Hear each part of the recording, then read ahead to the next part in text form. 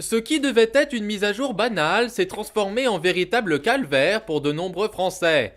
La lentille Eye Contact obtient depuis quelques jours de nombreuses fonctionnalités. Il est désormais possible de prévoir les données personnelles de chaque utilisateur connecté.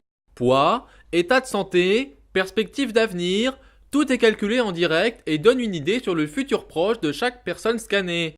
Une idée novatrice qui fait débat dans le petit village de Rochefourchat dans la Drôme.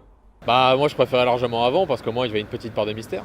Là on sait tout de suite et du coup bah, ça donne pas du tout envie d'aller vers les gens. Là par exemple je sais de source extérieure que dans à peu près 4 ans je vais avoir une maladie du pénis.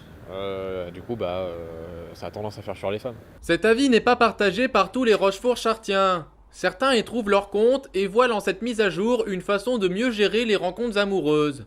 Oui, bah en fait, moi je suis très contente de la mise à jour parce qu'avant je rencontrais que des relous, ils étaient pas beaux, méchants, malades du sida.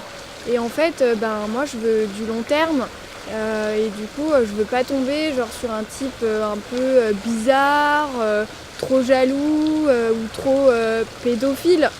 Et je trouve que c'est un gain-de-temps énorme par rapport à nos parents où sur Tinder, il fallait avoir des interactions. Et du coup, voilà, moi, je suis seule. Très seule. Avec cette nouvelle mise à jour, l'iContact divise toujours autant la population de Rochefourchat. Plusieurs années après son lancement, la lentille pose les mêmes questions d'éthique, notamment quant à la collecte de données et la vie privée des utilisateurs. De toute façon, moi, j'ai pas besoin de ça pour récolter des informations sur les gens.